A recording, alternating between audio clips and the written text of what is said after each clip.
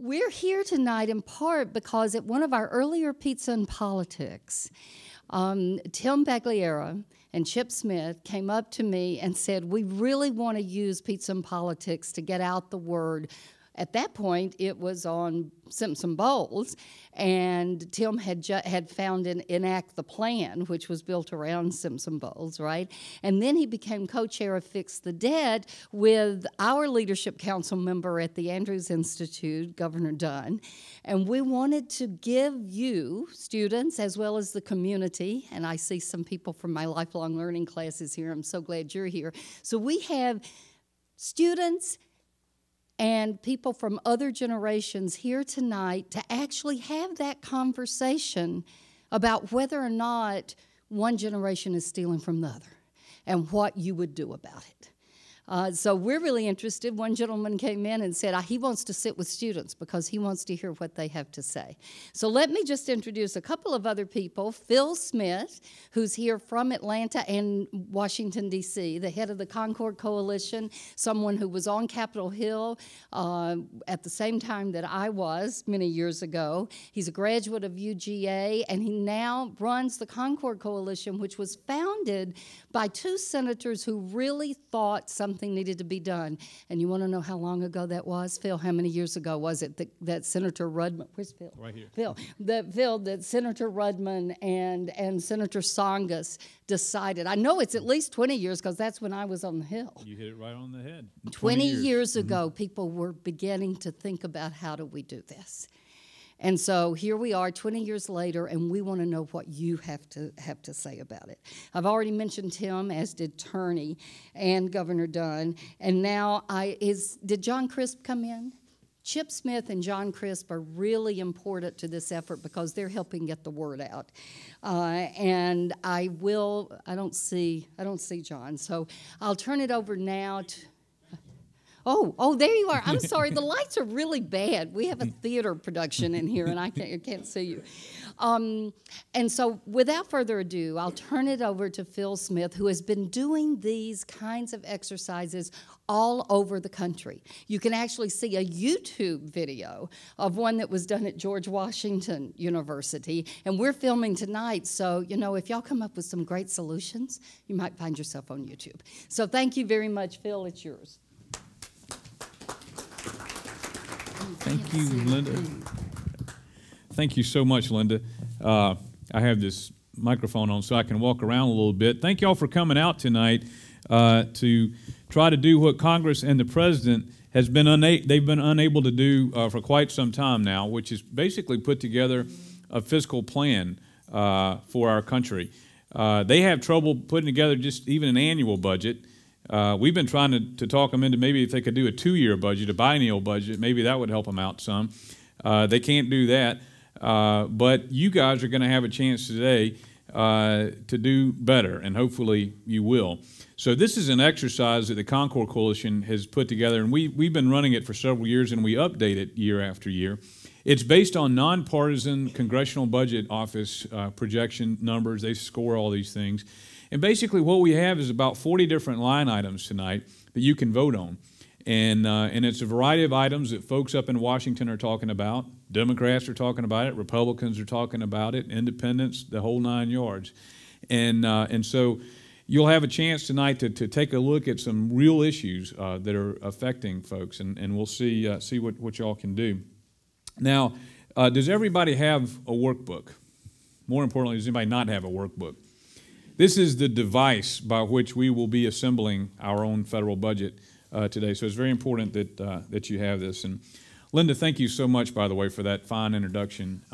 We have been around for 20 years. We're very bipartisan. I have to report to a Democratic boss and a Republican boss.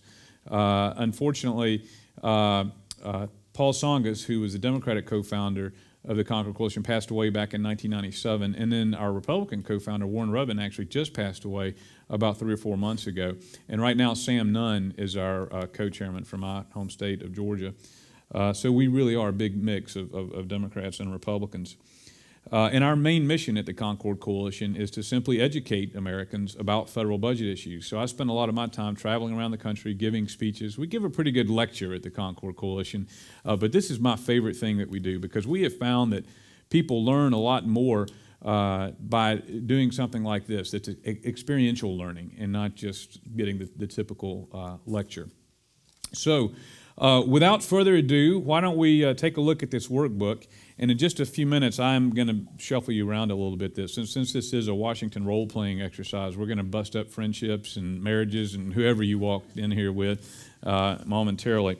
But for the time being, let's take a look at our workbook. If you'll open it up to the first page, titled Principles and Priorities, Group Budget Exercise. So congratulations, or my condolences, you've just become members of Congress. You've been assigned to special committees charged with finding ways to reduce the projected 10-year federal deficit. Now, your committee's responsibility tonight is to examine a variety of spending and revenue policy options and decide which policies constitute the fairest and most effective way to reduce our deficit and work toward a balanced federal budget. Now, just like with members of Congress, you'll have an opportunity that could to select options that would actually work against a balanced budget. There might be something you really want to vote for in there. Like, for example, one of the very first options is more spending on education.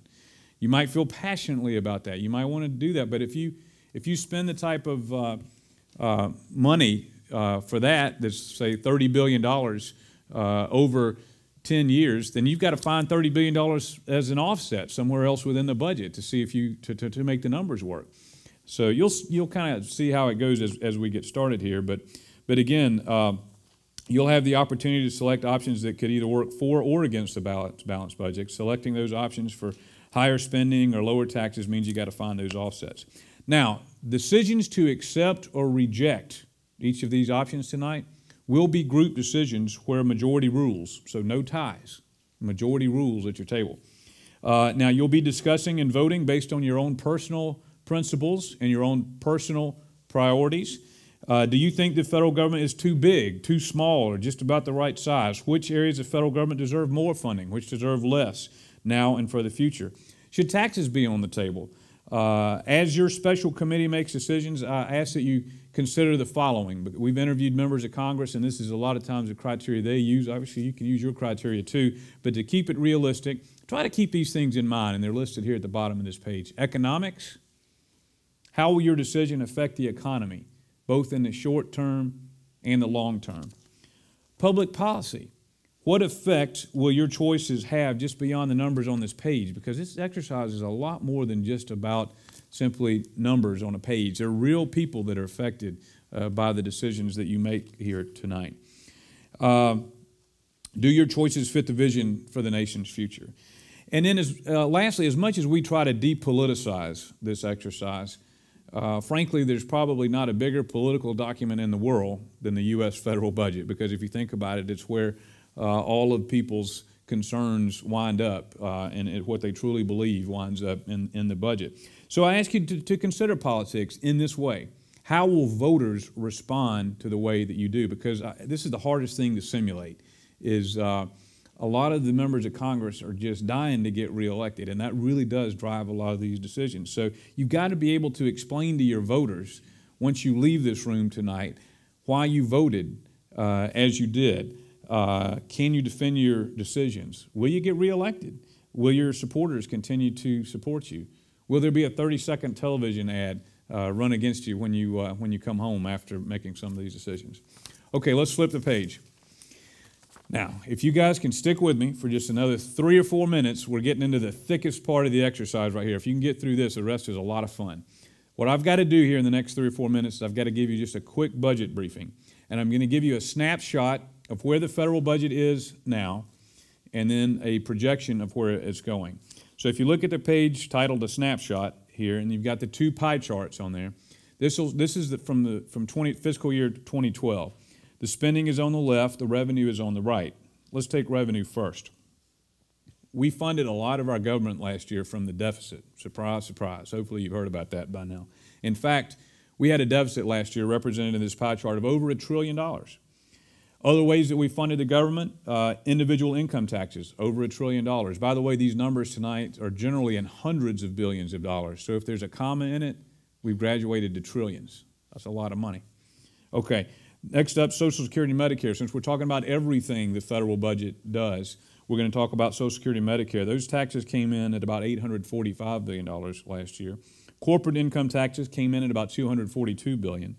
Other taxes, these are customs duties, fines, fees, a variety of ways that the federal government brings in money, came in at about $230 billion. So that's our revenue. Now let's look over there on the left. What do we spend all this on, including that $1 trillion that we borrowed?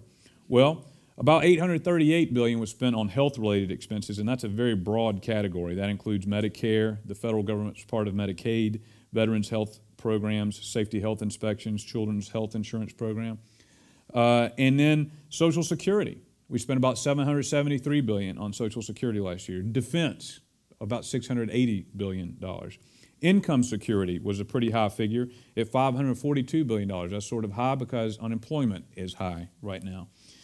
Interest on the debt, this is the pet peeve for folks like Tim Pagliara, who's in the room, and myself. We're deficit hawks. And we spent $222 billion last year simply paying interest on our well over $16 trillion national debt. And if you run the math on that for just a minute, you figure out that's actually kind of low. Why? Because interest rates are at historically low levels right now. As soon as interest rates rise back up to more normal levels, we're going to see an incredible ballooning of this interest payment right here. And that's really the thing that keeps a lot of economists up at night is how that. So again, it's important for you guys to remember this tonight. We want you to change the course so that hopefully we won't have to make such large interest payments. And again, interest payments just go to pay interest on the debt. I bet you there's a variety of opinions in the room tonight in terms of what you want from the federal government. You might want a strong defense, which costs a lot of money. You might want a strong safety net system, which costs a lot of money. You might want tax cuts. Whatever it is you want from your government, there's $222 billion that we could have used somewhere else instead of just paying interest on the debt. So enough of my preaching. My granddad was a Southern Baptist preacher, so I kind of get in that mold every now and then. Okay, other $214 billion. This is a broad category that includes most domestic homeland security, science, space, technology, National Institutes of Health, energy, agriculture, commerce, and housing credits, disaster relief. A lot of stuff in that other category there, $214 billion. You see education, $89 billion, transportation at $91 billion, international affairs, also known as foreign aid, only about 1%. If I ask for you to remember one thing tonight, this would be one of them. This is one of the biggest myths that I see. We have to spend a lot of time debunking myths at the Concord Coalition. I hear this all the time. They say, Phil, if you just get rid of that foreign aid, you can solve that tsunami of fiscal challenges coming your way. Well, folks, whether you're for foreign aid or against foreign aid, that's really not the point. It's only 1%. I'm hoping you'll focus on some even bigger numbers than just that 1% as we go through this tonight. But this kind of gives you a broad snapshot of where the federal budget was last year. Now let's take a minute to see what the outlook is in the next few coming years. Let's turn to page 4, titled The Budget Outlook. Now, this is indeed an unusual time for the federal budget. The financial crisis, the severe recession, the slow recovery we've had, and other things, it's really strained the budget beyond its average spending and revenue mismatch. Again, the 2012 deficit was well over $1 trillion. We've seen that for 3 or 4 years now. This is the result, again, lots of things, but decreased revenues from lower incomes and fewer workers, unemployment, increased spending from the so-called automatic stabilizers like unemployment benefits and food stamps, tax cuts, higher spending, all these things contributed to some of the larger deficits. And furthermore, they're projected to continue into the future. In fact, the CBO tells us that over the next 10 years, we can expect to add another $7 trillion in deficits to our overall national debt. So again, it's up to you tonight to see if you can change that trajectory. This, by the way, is the so-called baseline for budget deficits. Now, this baseline represents CBO's best guess for what the deficit would be if Congress enacted no new legislation and that the economy follows a path towards full recovery. Again, you guys can change that law tonight based on what you do.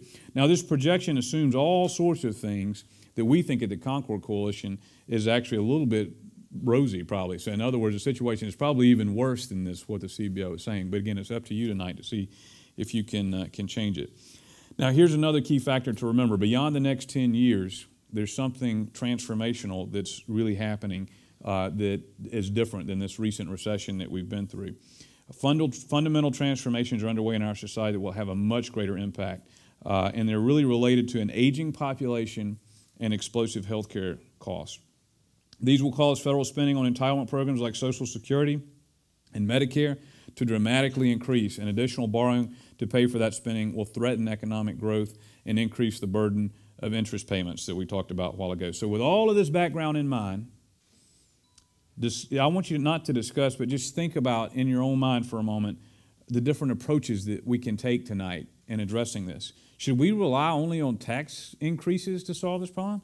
Should we rely only on spending cuts?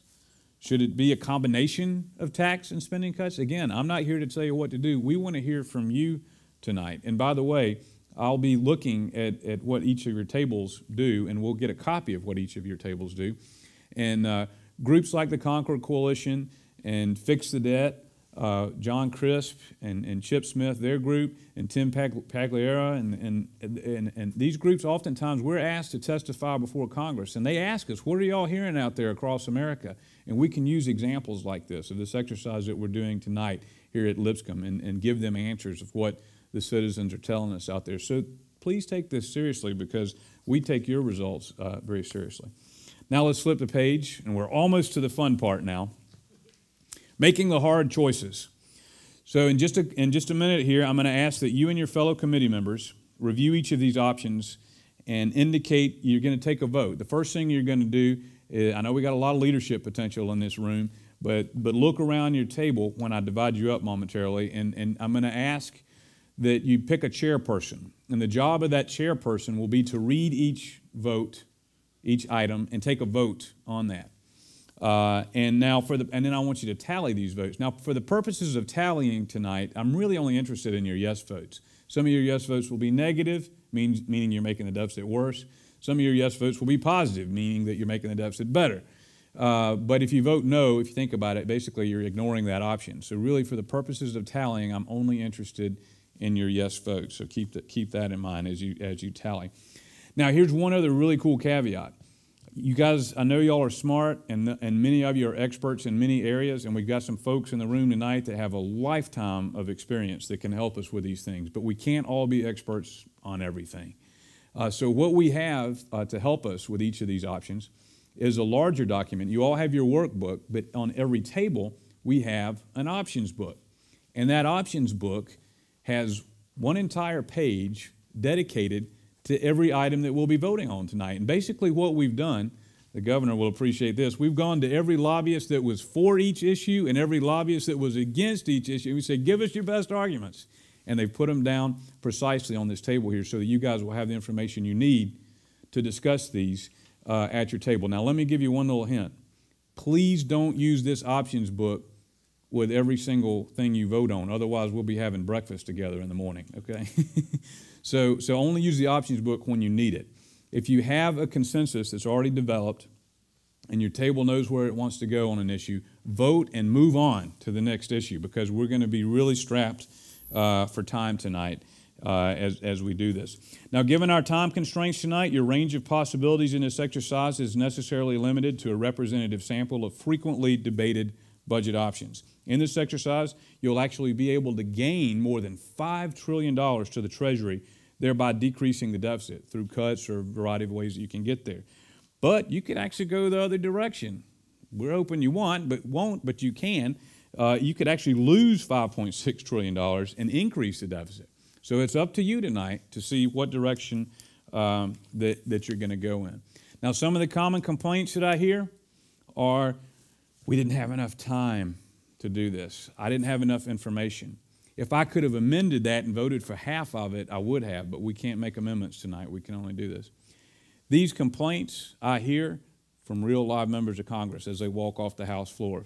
So if I hear you guys saying them tonight, then I know we have an accurate simulation going on, and we almost always hear that. But this, again, is a simulation of what occurs up in Washington.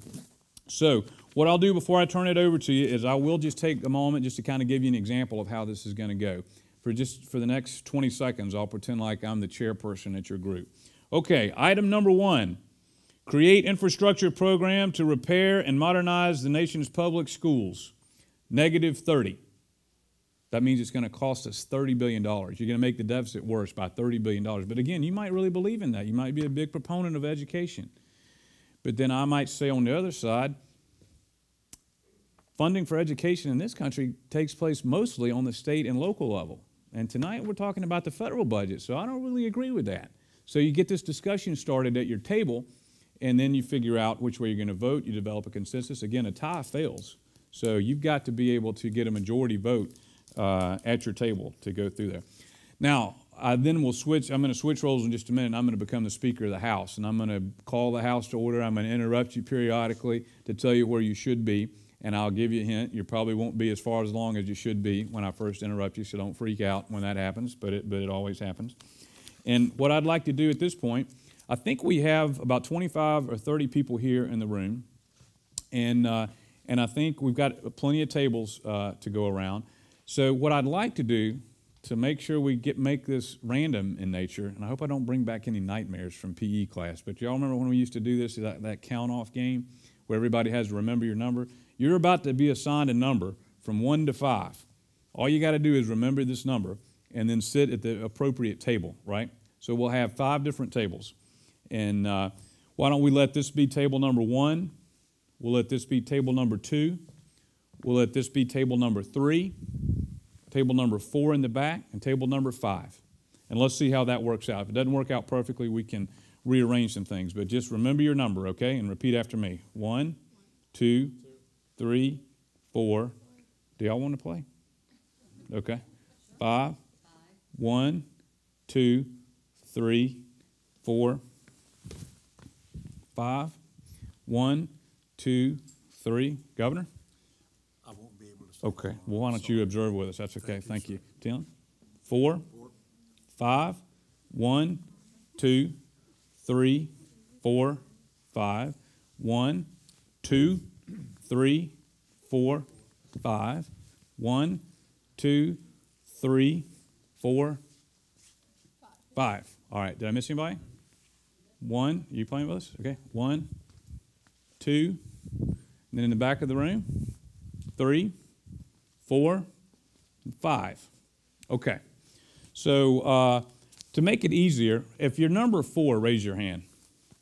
If all table number 4, if you'll report back here to this back table, that'll be table number 4. That'll make it easier, right? Okay. Now, if you are number 1, raise your hand. Why don't you move right up here to this table? And if you're number 2, raise your hand. Why don't you move over here to this table? Oh, wait, what did we say? Is this number 2? This number 2? Let's let this be number 2. All number 2s report here. And then if you're number 3, if you'd report for duty right over here. And we've already said that table 4 is going to be in the back of the room. So table 4, back there in the back. And then why don't we make this table 5 right here? So if you're table 5, come on back here to the back room. Now remember, as soon as you sit down, the first thing I'm interested in is you guys finding a chairperson for your group. Again, the job of the chairperson is to conduct each vote. And at the end of the evening, I'm going to ask the chairperson to come up and give us a very brief report on your findings. If you need to pull up an extra table or two, go right ahead. And Bill, just so everybody knows, the options book is... Okay, the House will come to order. Before I receive a motion to adjourn, we're going to take the last 5 minutes to have discussion with our chairs from the various committee. So at this time, if you are a chairperson of your committee, would you please come up to the stage and have a seat in one of these 5 very distinguished chairs up here.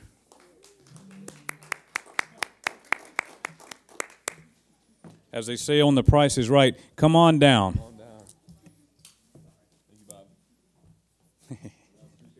That's right. That is Drew Carey now, no longer Bob Barker.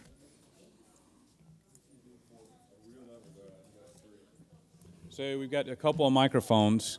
There's a microphone right underneath you there. If y'all will share those microphones, we'll appreciate that. Okay, we'll do that. We'll start from this end first, so you sat in the right place. Well, first of all, Let's give a round of applause to these chairs and the people sitting in them. We appreciate y'all volunteering your time tonight to lead each of your committees through these votes. And I've got a series of questions that I want to ask each of you. And then we'll just get, in the last 5 minutes here, have a general discussion about your experience. And also, if you're really interested in these issues, I encourage you to check out our website, concordcoalition.org. Also, Fix the Debt has a tremendous website as well. And of course, Tim Pagliara is with us tonight, and his organization, Enact the Plan. Number of places, great resources for these numbers. And also, thanks again to the fine folks here at Lipscomb for having us here and hosting this tonight. So at this point, what I'd like to hear from you, if you'll grab the microphone and tell us, first of all, your name and your group number and your net fiscal impact, which is that final figure on the back of the page. So why don't we start on this end? Okay. My name is Derek. I'm group number 5. And our net income was $2.236 billion. Wow. Round of applause for that group. That's good. Over $2 trillion. Now, to help put some of these numbers in perspective, you guys are familiar with sequestration, which started last Friday. There was this thing called the Super Committee a couple of years ago, and they were tasked with finding just over $1 trillion, I think about $1.2 trillion in savings over a 10-year time period. Had they been able to do that, we could have avoided sequestration and had a more planned group of spending cuts instead of these across-the-board spending cuts, the sequestration. So you actually did better than the Super Committee. Yeah, so that's a good thing, right? And you guys remember when the President and the Speaker were rumored to be near a big deal, a grand bargain? And wow, this really is kind of scary, like Washington, isn't it? And in that grand bargain, rumor had it they were close to a $4 trillion deal. So you came in between the grand bargain, and you did better than the Super Committee. So that's great. So let's move to the next one. I'm going to come back to you in just a minute, too, to ask you more questions. But your name, your group number, and your net fiscal impact. All right. My name is Alex. I represent Group 2, and our total income, or net income, was $3.312 billion. Wow, over $3 trillion. Good job. Okay. And I think we might have more than one Alex up here.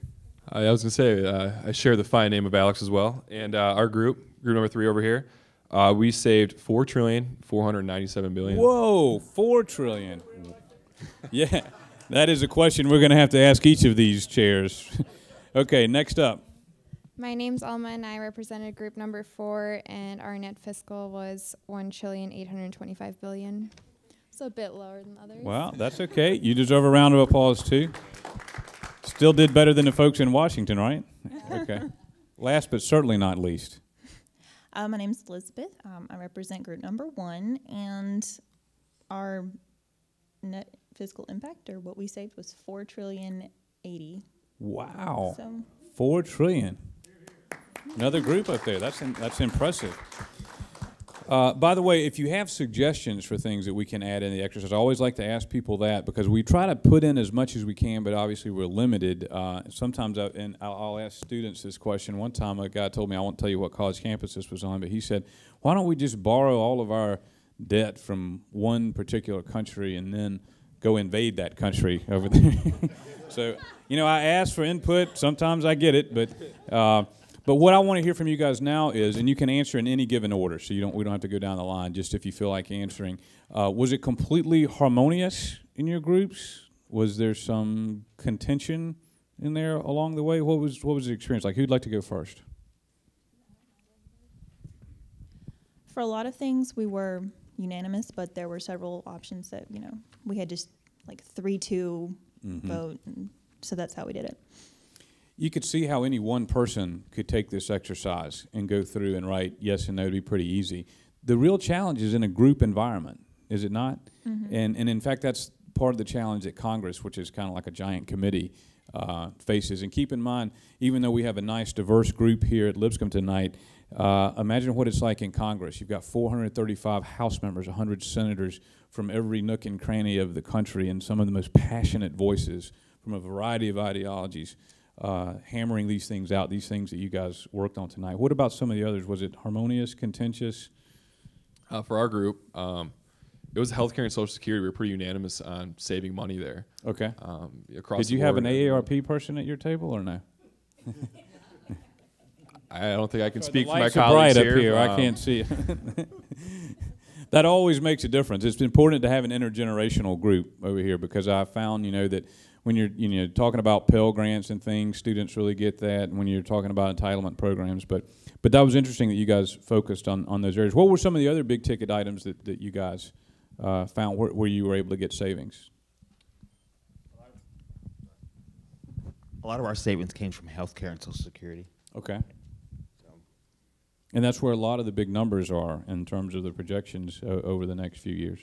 We were pretty unanimous on quite a bit of those. Okay. All right, this is a question that I am going to ask of every single chair. Are you going to get reelected?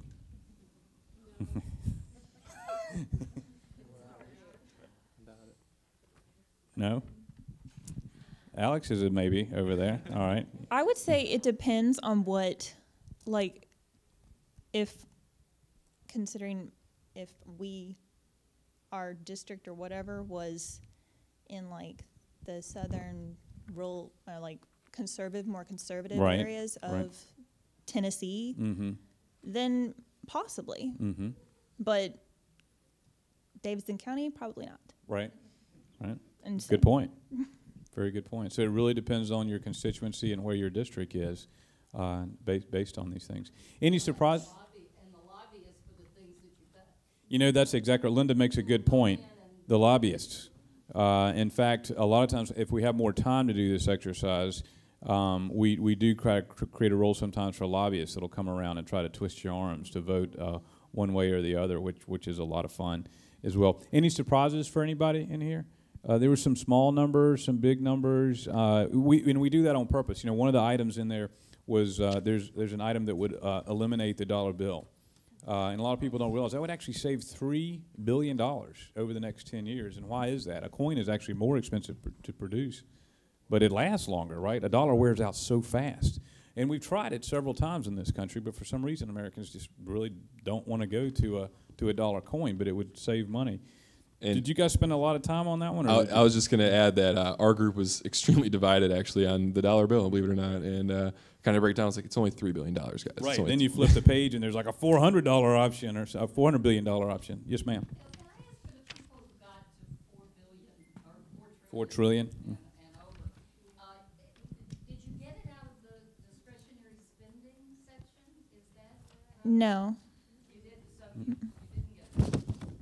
Where were for the people? How many? We had two groups that were over 4 trillion, right? Where were and Alex? I think you mentioned earlier that you did a lot with Social Security and Medicare. You got a lot of savings out there. Yes, we did. Did anybody get a lot of savings in the tax category, or was that something? Yes. Okay, because I'm always interested to find out because it varies from region to region in country. When I do this in Portland, Oregon, I get a little bit of a different outcome than in Nashville. Anything jump out at you as one of the big ticket items in there?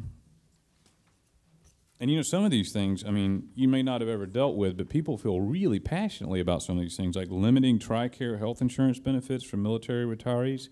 That saves a lot of money, like $111 billion over 10 years. But look who we're dealing with there. These are our military folks. So, you can see how these are tough decisions, right? This is not necessarily as easy as some people think it is. Any final closing remarks? Yeah, go ahead, please, Linda. Because I'm fascinated with the Absolutely. $4 trillion bill. So did you get it by revenue increasing, by comprehensive tax reform that increased revenue? In other words, did you take 32B, those of you who got 32A or B, did you guys I did vote for 32. We did 32B. 32B. Wow.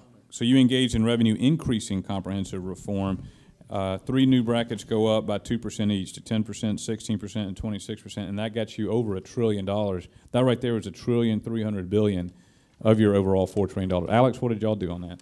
Our group said no to both 32A and 32B, but instead we opted for breaking it down between 33 and 37, and we voted yes for 34, 36, and 37, which roughly brought it to a little over $1 trillion. What did you do on 33, eliminating taxes on capital gains and dividends? We said no. Okay. Did anybody vote yes for that by chance? 29, increase the maximum taxable earnings cap for the Social Security payroll tax. We said yes. Really? Okay. Interesting. You know, a lot of Americans pay more in payroll taxes than they do in income taxes, and that surprises a lot of people too when they go through there. Well, I'll tell you, you guys have been great, and before we entertain a motion to adjourn, I again want to thank you, and we've given a lot of applause tonight, but I think we should probably save our last round of applause for you guys who have come out here tonight and taken time from your schedule to do this. So give yourselves a round of applause for being here. And, you know, we've got some really special people in the room tonight, and I'd be remiss if we said goodbye without hearing from Tim Pagliara. So, Tim, would you come maybe give us a couple of words? Okay.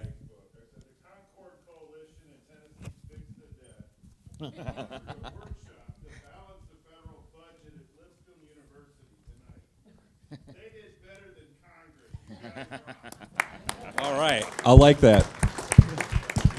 Absolutely. Thank you very much, Tim. And I'll tell you, there's some great groups here tonight, and I've been on a lot of college campuses, but you guys, you really set the bar high for folks tonight. So thank you all for doing that. I'm going to stick around for a little while afterwards. Tim, can you be here for a few minutes as well?